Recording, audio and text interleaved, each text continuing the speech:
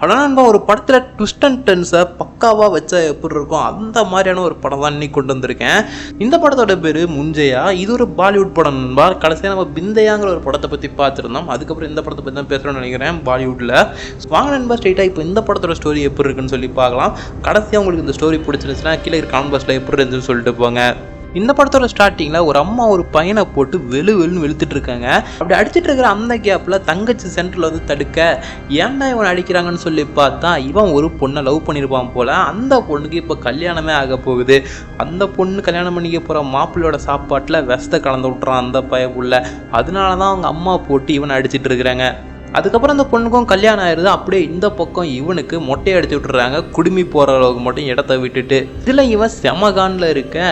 அதுக்கப்புறம் ஒரு காலகட்டத்தில் காமிக்கிறாங்க, அங்கே ஒரு திருவிழா நடக்க போதாட்டிருக்கு. எல்லாருமே ஹாப்பியாக இருக்காங்க. அந்த டைமில் இவன் தன்னோட தங்கச்சியை கூட்டிகிட்டு அந்த கரையோரமாக ஒரு இடத்துக்கு போயிட்டுருக்கிறான். தங்கச்சியும் கூடயே வந்துட்டு இருக்க. எங்கடா போகிறேன்னு சொல்லி கேட்க இவன் சேத்து குவாரிக்கு போகிறேன்னு சொல்லவும் தங்கச்சி உன்னை பயந்து நான் இதுக்கு மேலே வரலன்னு சொல்ல. பட் அதனால் அவன் வலுக்கட்டாயமாக நான் இருக்கெல்லாம் வான்னு சொல்லி உள்ளே கூட்டிகிட்டு போகிறான். கூட்டிகிட்டு போனவனையுமே கோழியோட கால் இதெல்லாம் எடுத்து வச்சு என்னென்னமோ பார்த்தீங்கன்னா பண்ணிகிட்டு இருக்க. தங்கச்சி என்னென்ன பண்ணுறேன்னு சொல்லி கேட்க அவன் பிளாக் மேஜிக் பண்ணுறேன்னு சொல்ல இவன் உடனே ஆடி போயிடுறான். அதுக்கப்புறம் எனக்கு சுச்சா வருது நான் போயிட்டு வரேன்னு சொல்லிட்டு அந்த பையன் அப்படியே இருந்துச்சு போக தங்கச்சி மட்டும் தனியா உட்காந்துட்டு இருக்கா பயந்து. உடனே இவன் கத்தி எடுத்துட்டு வந்து தங்கச்சி கொல்லலான்னு பார்க்க அப்போ தங்கச்சி இவனை தடுக்க ஏன்டா இப்படி பண்ணுறேன்னு சொல்லி கேட்டால் எனக்கு முன்னி வேணும், ஒன்றை பலி கொடுத்தா முன்னி என்னோட வந்து சேர்ந்துருவான்னு சொல்ல இது என்னடா முட்டாள்தனமாக இருக்குன்னு சொல்லி தங்கச்சி ஒரு வழியாக அங்கே வந்து தப்பிச்சிடறான். பட் ஆனால் அண்ணனை தள்ளி விடவும் அண்ணனோட மண்டை போய் கல்லில் பட்டு அவன் உயிருக்கு போராடி அங்கேயே செத்து போயிடுறான். இதை போய் தங்கச்சி வீட்டில் சொல்ல அங்கே இருக்கிற ஊர்க்காரங்களாம் வராங்க. ஊர்க்காரங்களாம் வந்து பார்த்துட்டு அந்த பையனை எடுத்து எரிச்சிட்டு அவனோட சாம்பலை மட்டும் அந்த ஒரு மரத்துக்கடியிலே பார்த்தீங்கன்னா புதைச்சி வச்சிடுறாங்க. அவன் எங்கே வச்சு பூஜை பண்ணானோ. அப்படியே இந்த இடத்துல டைட்டில் போடுறாங்க. இப்படியே கட் பண்ணால் ஹீரோவை காமிக்கிறாங்க. ஹீரோக்கு இந்த மாதிரியான அமானுஷ்யமான கனவுகள் இதெல்லாம் அடிக்கடி வந்துட்டு தான் போகும். இந்த மரத்துக்கல்ல நடந்தது, நீ வந்து சேத்துக்குவாரிக்கு வா, இந்த மாதிரியான கனவுகள் தான் அவனுக்கு அடிக்கடி வந்துக்கிட்டே இருக்கும். இப்போ ஹீரோ கிட்டத்தட்ட எப்படிப்பட்ட ஆளுன்னு சொல்லி கேட்டிங்கன்னா கிட்டத்தட்ட ஒரு நாய்க்கு பயந்துட்டு கீழே விழுந்த காய்கறியை கூட பார்த்தீங்கன்னா எடுக்க மாட்டாரு. அந்த அளவுக்கு ஒரு பைந்தாங்கோலின்னு சொல்லலாம். இவங்க அம்மா ஒரு பியூட்டி பார்லரோட வச்சு நடத்துறாங்க. இதுலேயே பார்த்தீங்கன்னா வந்து ஹேர் ஸ்டைலிஸ்டாகவும் ஒர்க் பண்ணுறான். இவனுக்கு ஒரு நாள் அமெரிக்காவில் படிக்கிறதுக்கான சான்ஸ் கிடைக்குது. இதை கொண்டு போய் அம்மாட்ட சொன்னால் அம்மா இங்கே நல்ல வருமானம் வருது, இதை விட்டு ஏன் அங்கே போகிறேன் அப்படிங்கிற மாதிரி ஒரு மாதிரி மோட்டிவேட்டாக பேசிட்டு போயிடுறாங்க. அதுக்கப்புறம் அதை கொண்டு போய் அவன் பாட்டி கிட்ட சொல்ல பாட்டி நான் வந்து ஓகே பண்ண வைக்கிறேன்னு சொல்ல. பட் அதனால நம்ம ஹீரோ வேணான்னு சொல்லிட்டு அங்கே வந்து போயிடுறாரு. அப்படியே வெளியே வந்தால் ஹீரோயின் நிற்க. நம்ம ஹீரோக்கு ஹீரோயினை ரொம்ப பிடிக்கும். ஹீரோயினும் ரொம்ப நாளைக்கு அப்புறம் ஹீரோவை பார்ப்பாங்க போல. ஹீரோயினை பார்த்துட்டு எனக்கு ஒரு அமெரிக்கன் பாய் ஃப்ரெண்ட் இருக்கான்னு சொல்லி அவனையும் இன்ட்ரடியூஸ் பண்ணி வைக்க நம்ம ஹீரோ தலையில சும்மா குண்டா போட்ட மாதிரி இருக்குது. நம்ம ஹீரோ சோகத்தோடய அங்கேருந்து எப்படியோ எஸ்கேப் ஆகி ஓடிடுறாரு. அதுக்கப்புறம் இதை கொண்டு வந்து அவரோட ஃப்ரெண்டு கிட்ட சொல்ல ஃப்ரெண்டும் பார்த்தீங்கன்னா கொஞ்சம் ஆறுதல் சொல்கிறோம். அதுக்கப்புறம் ஹீரோயின் ஏதோ கடைய ஆரம்பிக்க போகிறாங்களாமா. அதுக்கான வேலைகள்லாம் கொஞ்சம் பார்த்துட்டு இருக்க.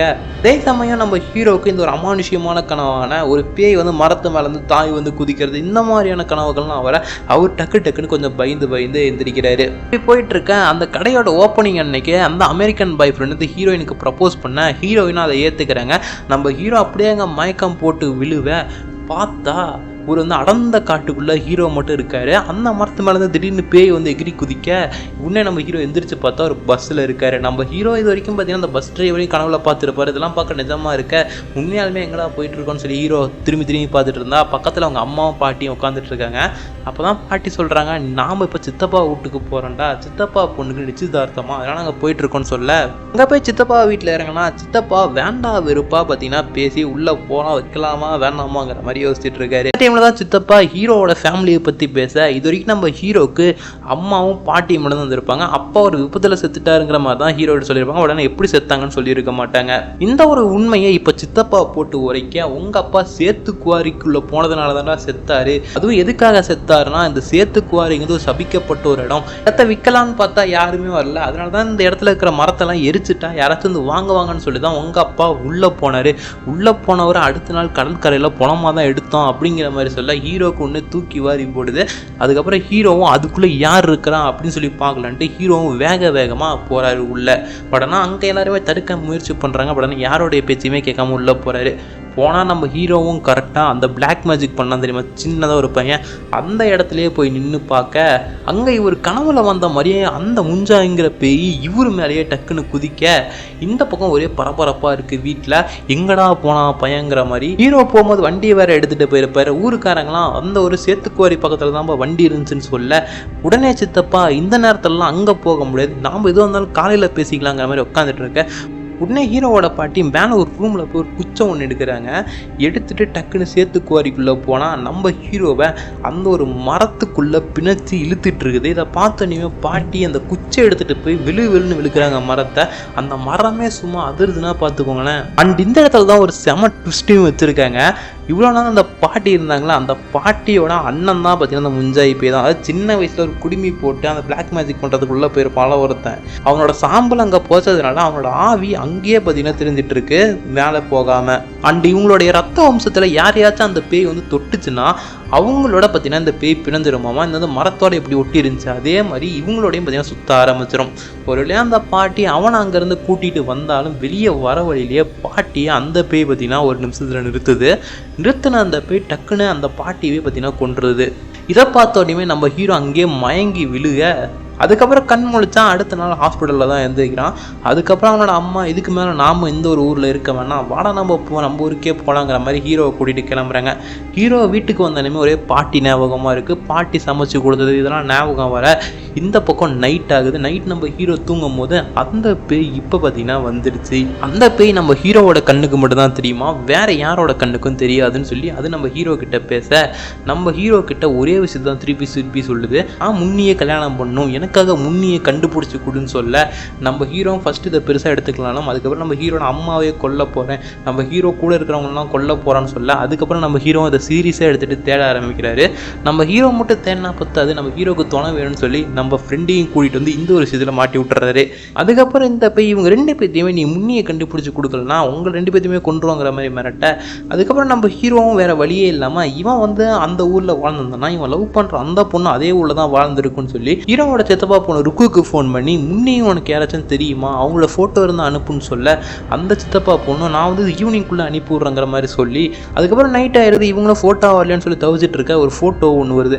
ஃபோட்டோவை ஜூம் பண்ணி பார்த்தா நம்ம ஹீரோயின் மாதிரியே இருக்க பின்னாடி அந்த பேய் முன்னின்னு சொல்லி அப்படியே வர இவங்க ரெண்டு பேரும் அப்படியே பயந்தடிச்சு கீழே விழுவுறானுங்க. அதுக்கப்புறம் அந்த பேய் வாங்க நம்ம சீக்கிரமாக முன்னிக்கிட்ட போகலான்னு சொல்ல இவங்க ரெண்டு பேரும் நம்ம ஹீரோயினோட பாட்டியை கூட்டிகிட்டு போய் காமிக்கிறாங்க. இவங்க தான் முன்னின்னு சொல்ல அந்த பேய்க்கு பாட்டியை பிடிக்கல.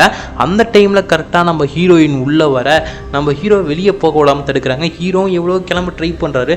அதுக்குள்ளே இந்த பேய் ஹீரோயினை பார்த்துருது. பேய் ஹீரோயினை பார்த்த உடனே முன்னின்னு சொல்லி அப்படியே அவளை கொல்ல வர டக்குன்னு நம்ம ஹீரோ வந்து ஹீரோயினை கட்டி பிடிச்சி காப்பாற்றிடுறாரு. அதுக்கப்புறம் வெளியே வந்தோடனே அந்த பேய் எனக்கு ஹீரோயினோட கல்யாணம் பண்ணி வை அப்படின்னு சொல்ல நம்ம ஹீரோக்கு என்ன பண்ணுறதுனே தெரில. அதுக்கப்புறம் ஒரு பேய் ஓட்டுறவரை போய் சந்திக்கலாங்கிற மாதிரி ரெண்டு பேரும் பிளான்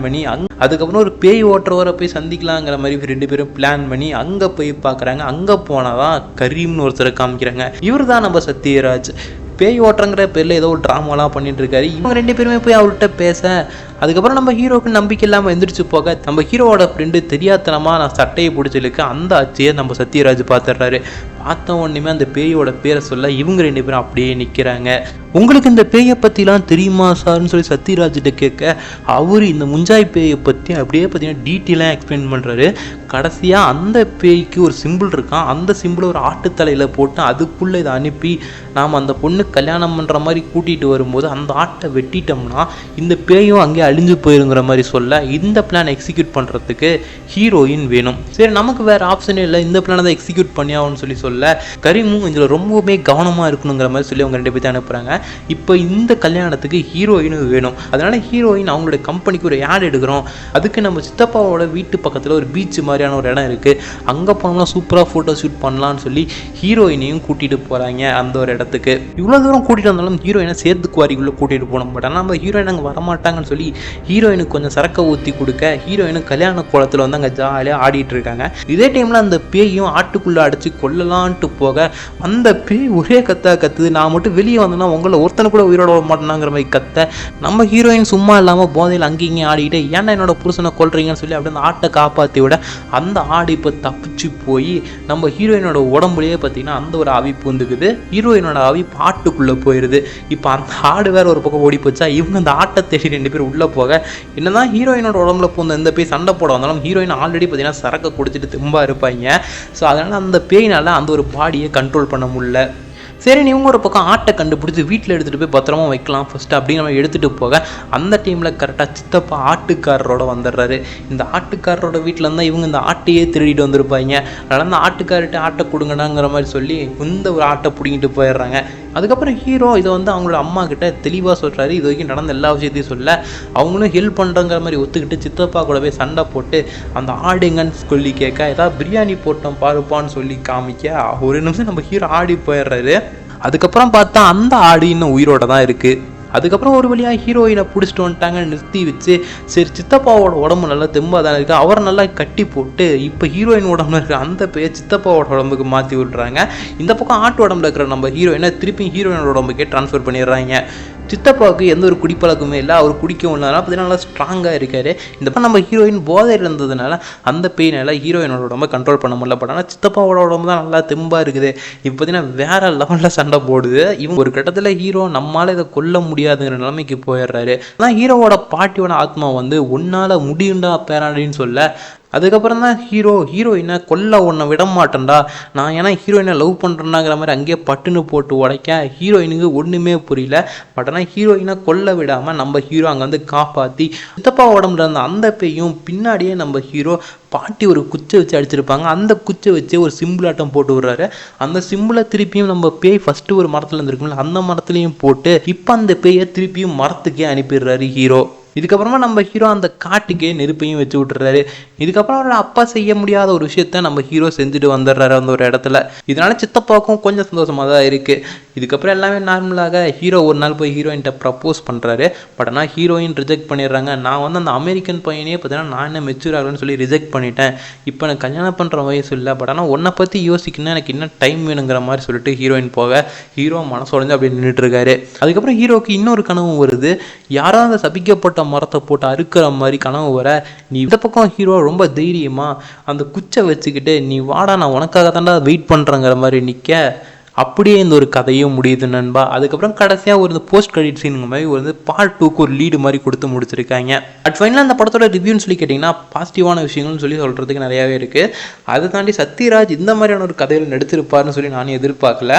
நல்ல ஒரு ஆக்டிங் அவரும் கொடுத்துருந்தாரு. மற்றபடி படத்தில் நடித்த எல்லா கேரக்டருமே அவங்களுக்கு கொடுத்த கேரக்டரையும் நல்லா பண்ணியிருக்கோம். படம் சும்மா பக்காவாக அமைஞ்சிருக்கு. விஎஃப்எக்ஸ்க்குலாம் ஒரு ஸ்டார் கன்ஃபார்ம் கொடுத்து தான் ஆகணும். ஏன்னா விஎஃப்எக்ஸ் கிராஃபிக்ஸ் எடிட்டிங் சொல்லி அவங்களுடைய போர்ஷனை ரொம்ப நீட்டாகவே முடிச்சிருக்காங்க. இந்த படம் கண்டிப்பாக உங்களை ஒரு பக்கம் என்டர்டெயினும் பண்ணணும். ஏன்னா காமெடியான விஷயங்கள்னு சொல்லி பார்த்தீங்கன்னா படத்தில் ரொம்ப இன்க்ளூட் பண்ணியிருக்காங்க. பட் ஆனால் படம் இப்போ தமிழில் அவைலபிள் இல்லை. நீங்கள் இந்த வீடியோ பார்த்துட்டு இருக்கும் போது கூட அவைலபிளாக இருக்கலாம் நண்பா. ஓகே நண்பா, நீங்கள் நம்ம சேனலுக்கு புதுசாக இருந்தீங்கன்னா சப்ஸ்கிரைப் பண்ணிக்கோங்க. அப்போ தான் நான் போடுற ஒவ்வொரு இன்ட்ரெஸ்டிங்கான வீடியோஸும் உங்களுக்கு இன்ஸ்டன்ட் நோட்டிஃபிகேஷனாக வரும்.